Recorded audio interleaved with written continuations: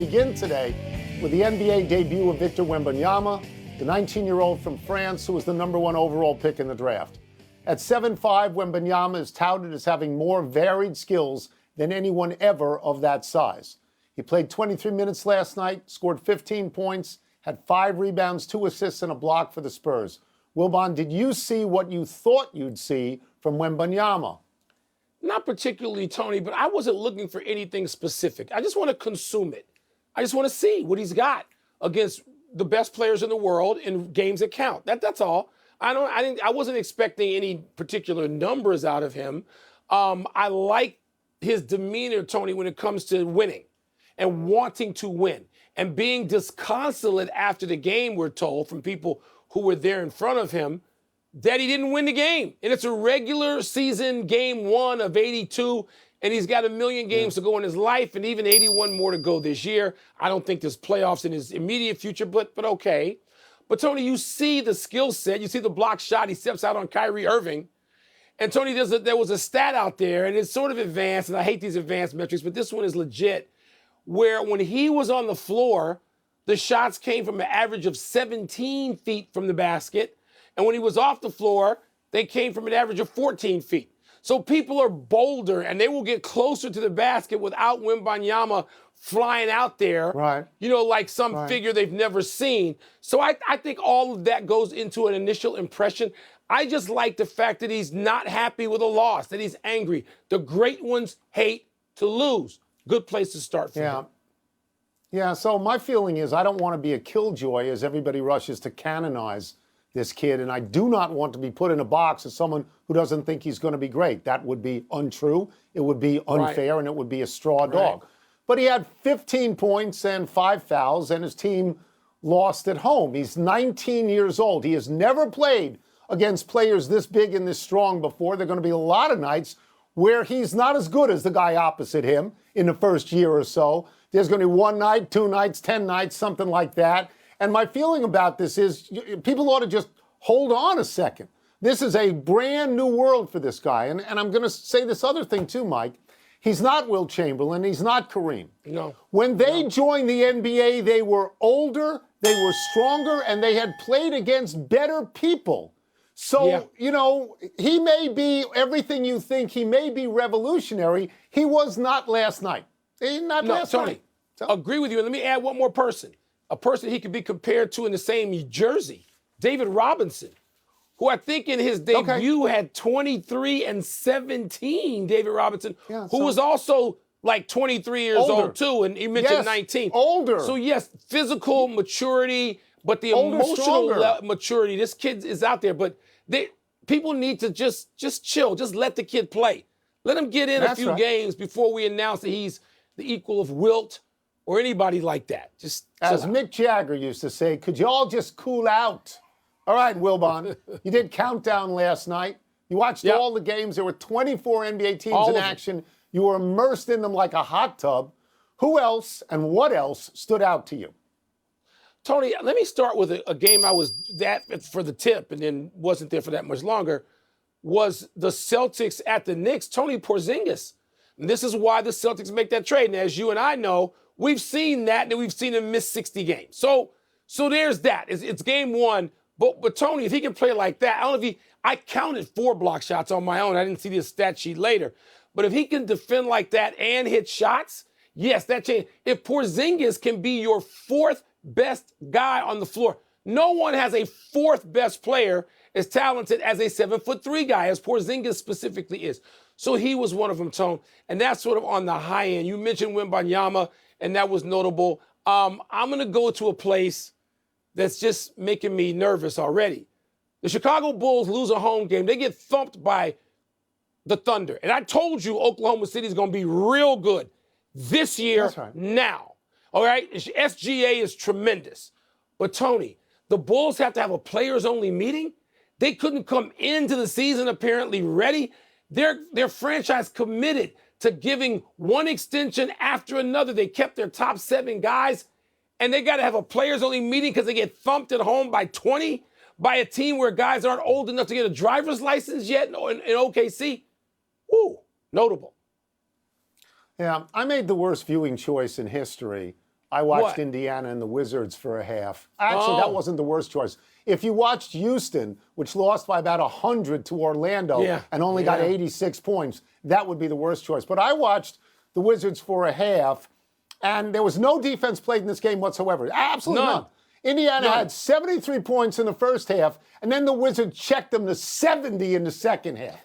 And every play, and Indiana, by the way, didn't make the playoffs this year. They finished 11th, right? And they got all these points. Every play was the same. A guy would dribble as fast as he could up the court, look to the wing, look to the corner, throw a pass, boom, three-point shot. Or a guy would dribble as fast as he could up the court, get caught in midair in the paint, and do something that vaguely resembled a layup and never, ever went in. Let me move on. You got the Wizards and the Nationals and the Capitals. It's rough. What do It's you rough. got? We got to get you off the local TV plan. Here's what I got. I got free What? time during the playoffs. Lots of free time. You do. You do. Afraid so. Let's move to the National Football League, where just days after losing to the Patriots, the Bills are back on the field against the Buccaneers tonight. Buffalo has lost 2 of its last 3, and the win, well, was kind of unimpressive over the Giants. A loss tonight would drop the presumed AFC power to 4-4 heading into Cincinnati. Tone, do you see tonight's game as a big deal, little deal, or no deal for these struggling Bills? Mike, I think it's a very big deal. I actually can't Yeah. imagine them losing this game tonight at home. But if they were to lose this game, you could write them off. They'd be 4-4 and they would be done. I think that they would be done. They just had the terrible loss to New England where Mac Jones beat them like Tom Brady at the end of the game. They lost, I think it was the opening Monday night game, to the Jets. They lost in London to Jacksonville. I mean, this is a lot of losses. They got one statement win over a good team. They crushed Miami 48-20, I think that score was. Mike, if they don't win this game big, it's going to feel like a loss. I wish I had the guts to pick Tampa Bay, but they've lost 3 out of 4, and I think they're fading. I do. I picked Tampa a couple of weeks, and I'm like, okay, I don't know what to do with this game, and I got to fill out my confidence pool in less than 2 hours. Tony, it's a big deal. Now, but the only thing I'm going to caution is this. Didn't Aaron Rodgers one year, weren't the Packers 5-5, and they got on a roll and got to the Super Bowl? Didn't we see the 49ers once do this? I mean, you can do it. The problem is, Tone, the Bills don't seem to have that gear where they can just go, let's go now, and go rip off 5 or 6 wins in a row. They don't seem to be good enough to do that.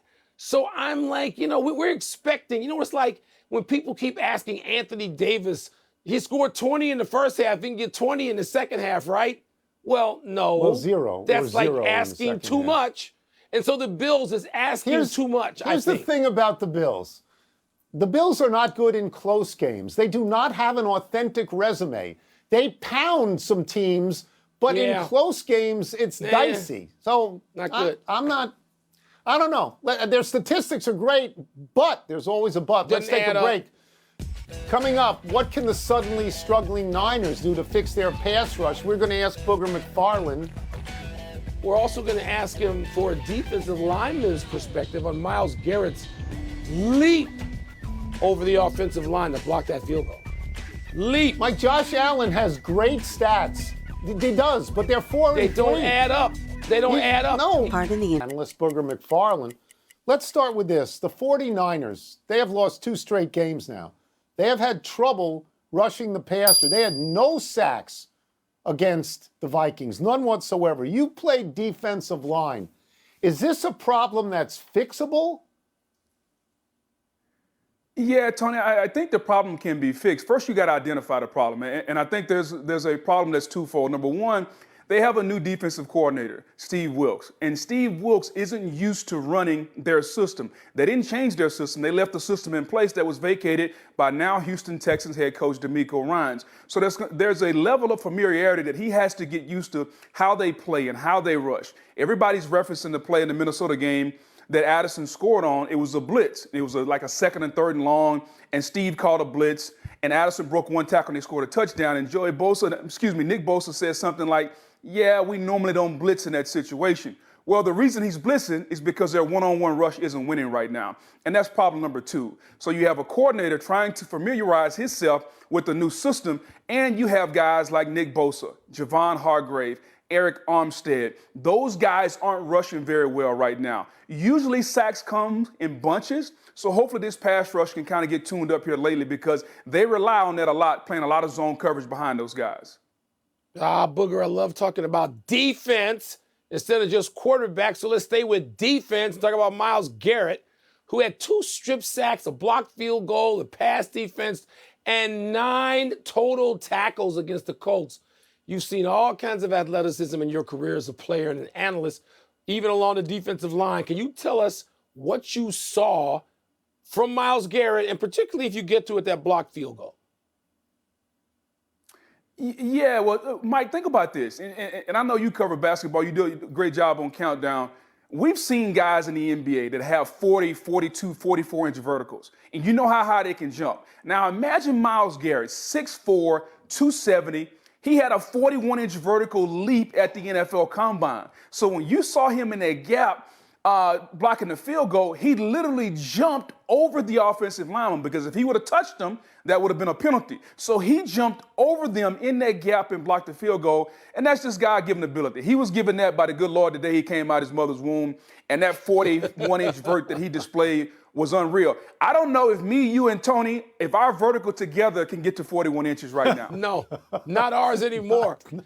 Is he the most athletic guy? Can you remember a more athletic guy at that position in all your time playing and watching football, Booger?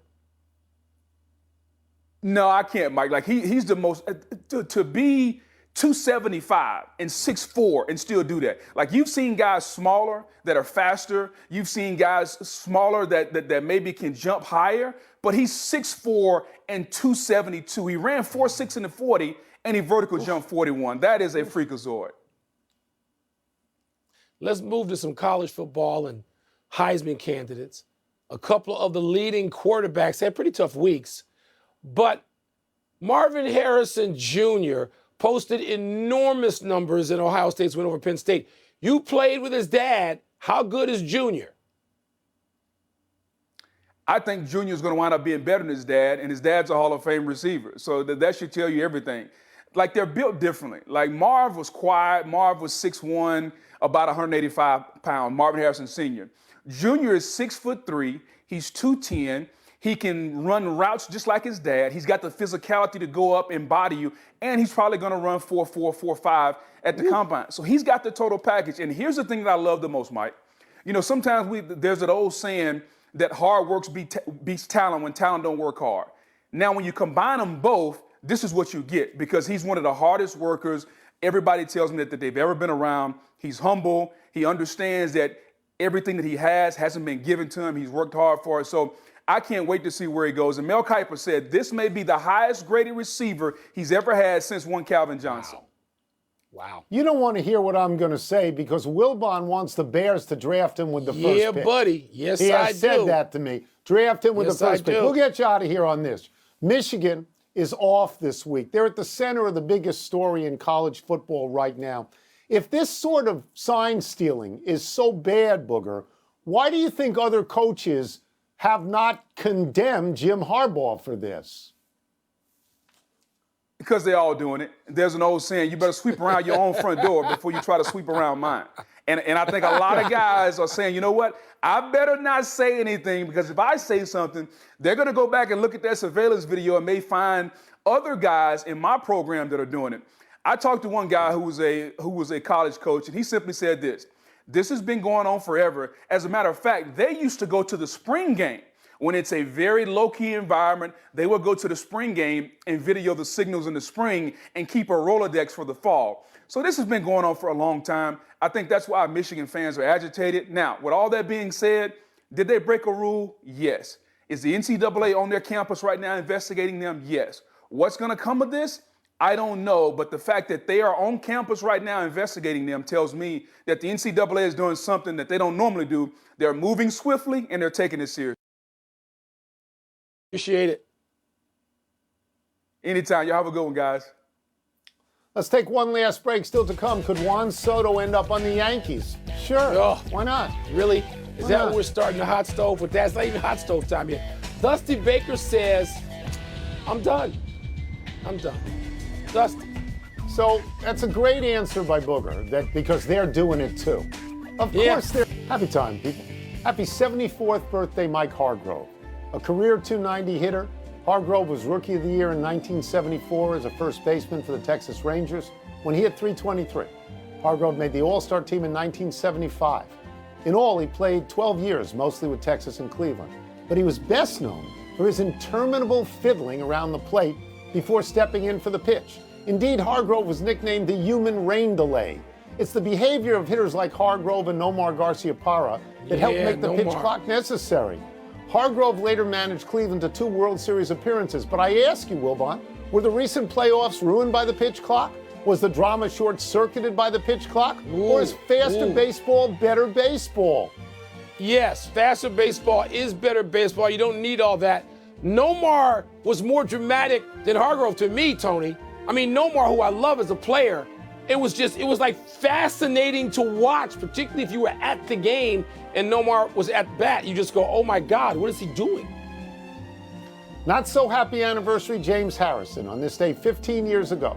With the Steelers clinging to a 2-point lead over the Giants in the fourth quarter, the great Steelers pass rusher stepped in as an emergency long snapper, promptly launched a snap over Mitch Berger's head out of the back of the end zone. The safety tied the game for New York, which ended up winning 21-14. But Harrison prevailed in that season, becoming Defensive Player of the Year. And in the Super Bowl, Harrison made the greatest play I've ever seen in a Super Bowl. Harrison intercepted a Kurt Warner pass at the end zone, ran it back 100 yards for a touchdown. There were 18 seconds left in the first half when Harrison caught the ball. He used all 18 getting to the other end zone. Gave the Steelers a 17-7 lead. They won the game 27-23. Man, my man Fitz almost caught him at the goal line. Greatest play, Tony, I too think, in Super Bowl history. Really great. Happy trails, Dusty Baker. Baker, a baseball lifer, has retired as manager of the Houston Astros. In all, he managed 26 years, with stops at the Giants, Cubs, Reds, Nationals, and Astros, where he won the World Series last year. Before that, he played 19 years in the majors as an outfielder with the Braves, Dodgers, Giants, and A's. Baker was a 2-time All-Star, 2-time Silver Slugger, 1-time Gold Glove. His 162-game average was .278, 19 home runs, 80 RBI. He is 74 years old. He has had a complete career, an enviable career. And when he's eligible 3 years from now, he will be elected to the Hall of Fame as a manager. Amen, Tony. There's simply no arguing that. And by the way, Dusty was with all those teams. I know he just won finally with Houston. He had terrific teams. They were always in the hunt, or most often. He had teams that were right there, and he needed a little bit of luck and didn't get it. I've been cheering for the Astros for the last 2 years for one reason: Dusty Baker. Now, I'm done with the Astros. I'm finished. No, that's great. If They'll be Dusty's happy to finished know with you're them, done with them now. I'm finished They'll with be them happy. too. Yeah. Big finish, here we go. Rick Carlisle and the Pacers have agreed to a multi-year contract extension. Does that make sense? Makes exact sense. I think the Pacers are going to rise now, largely because of Rick Carlisle. SNY.com reports the Yankees have talked to the Padres about a trade for Juan Soto. Uh-oh. Is that a big deal? Yeah, well, the Yankees have a history of slugging outfielders, don't they? Starting with They Root. do. Bradley Beal and Devin Booker both out for tonight's game at the Lakers. Can they win without them? No, they might not have been able to win with them. Lakers coming off a loss. No. The NHL suspended Ottawa Senators center Shane Pinto 41 games for breaking the league's sports wagering rules. Your thoughts? 41 is a lot, but the rules are probably pretty clear. There is no evidence to the moment that any of those bets were on NHL games. Last one, Sixers and Bucks tonight. What do you expect? Well, I expect no James Harden, because apparently the security folks at the airport in Philly said, no, you're not taking this flight. You're not going to be on. You're going to be back practicing. So no Harden, and the Sixers, no chance of beating Milwaukee. We're out of time. We will try and do better the next time. I'm Tony Kornheiser. I'm Mike Wilbon. Same time tomorrow, Knuckleheads. You can get the PTI podcast on the ESPN app or Apple Podcasts. Now, here's Sports Center.